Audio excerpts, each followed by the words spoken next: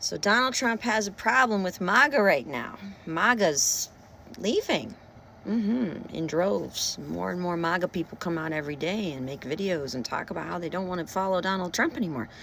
Okay, let me explain what's happening in group dynamics. Yeah, you want to know? So there's two kinds of groups, theoretically speaking.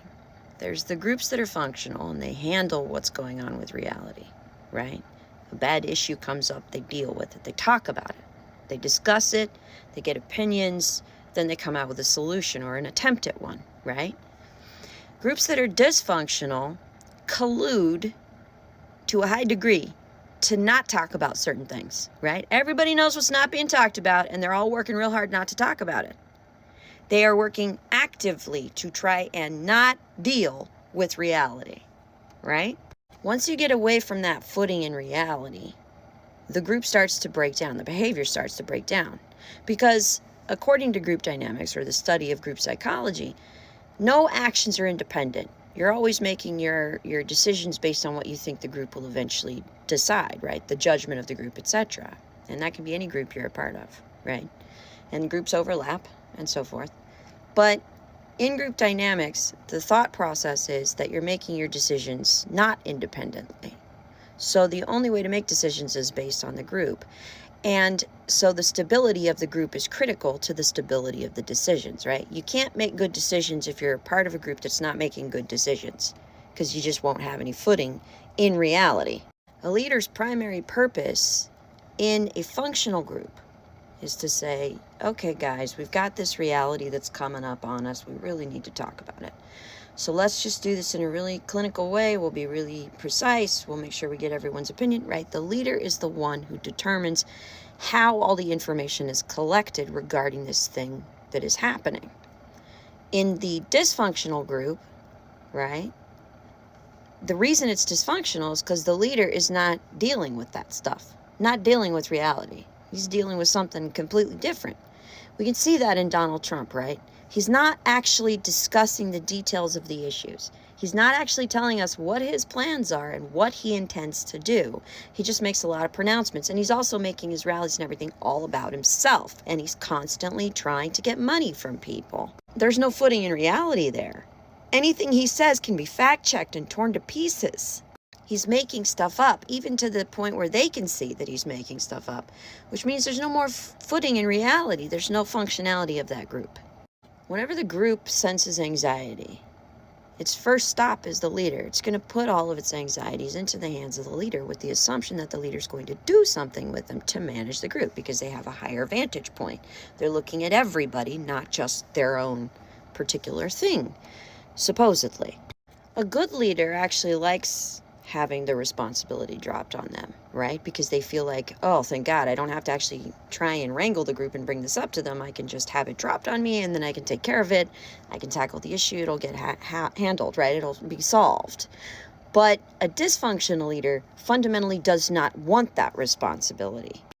When the group dumps the problem onto the leader, right? And the leader doesn't want to fuck with it, and there's a fundamental ignoring of the situation, the anxiety continues to grow.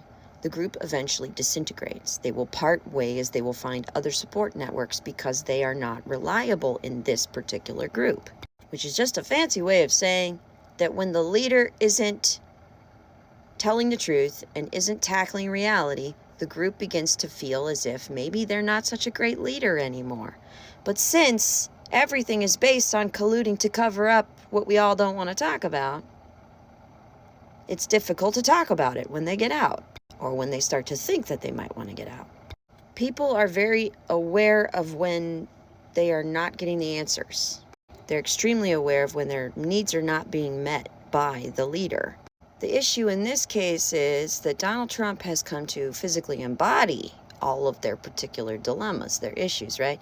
He's more of a cult leader than a group leader, which is why we're not seeing as much of the people peel off as we would expect, given how much he lies, right? Yeah, it's a cult. It's functioning differently than a regular group. So a cult is going to take a lot more work. And in many ways, a cult can transfer the meaning from one leader to another. right? Look at the case of the Mormons, right? When Joseph Smith was a complete prick and got killed by his own people, he was still their prophet. He was still the prophet. He was just, he just went awry. But now the religion he built and made up is endowed in another leader. The leader whose wife he tried to bang. Yeah. And so they can transfer the meaning from one cult leader to the next. They don't necessarily need that specific leader to be alive or stable or a part of the group, because the leader is already something else entirely. Everybody who peeled off of MAGA because of the dysfunctionality is already gone, right? Now we're getting into the cultists.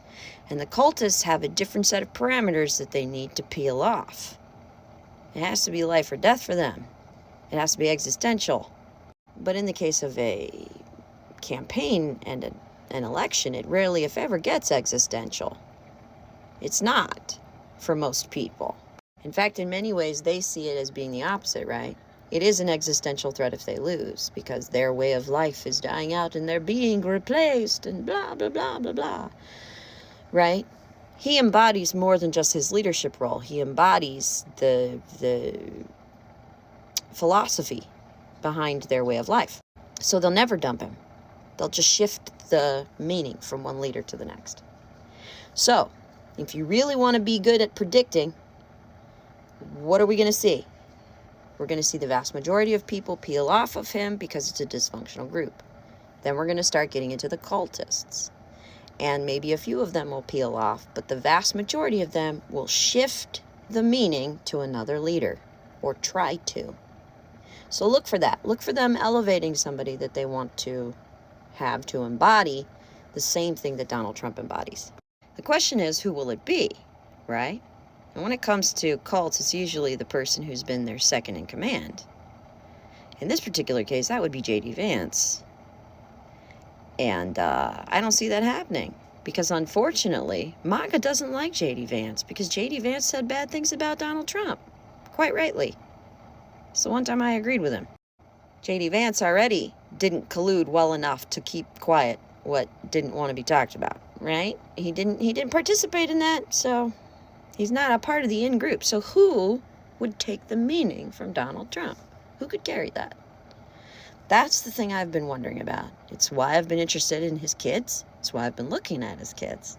It's why I've been talking about his kids. And it's also one of the reasons why I've been paying attention to the core group of politicians he runs with, like Laura Loomer, who is a talking head of disgusting proportions, His running crew is a pack of traitors. Tulsi Gabbard switched sides, right? I mean, you couldn't get a better list of criminals and people without loyalty. So the question is, who's going to take over for Mr. Trump when MAGA decides that Trump no longer fits the bill of the great dear leader? When he's just done a little bit too much, grifted a little too hard. Who's the meaning going to shift to? That's been my preoccupation. I haven't decided yet. But with the advent of social media, everything changes. Could it be that we actually disintegrate the cult and no one takes up the space? No one takes on the meaning. No one becomes the dear leader. Could that be? It's possible, but a lot of things would have to happen. A lot of people would have to be exposed. A lot of information would have to come out. And a lot of people online would have to be talking about it for it to matter, right?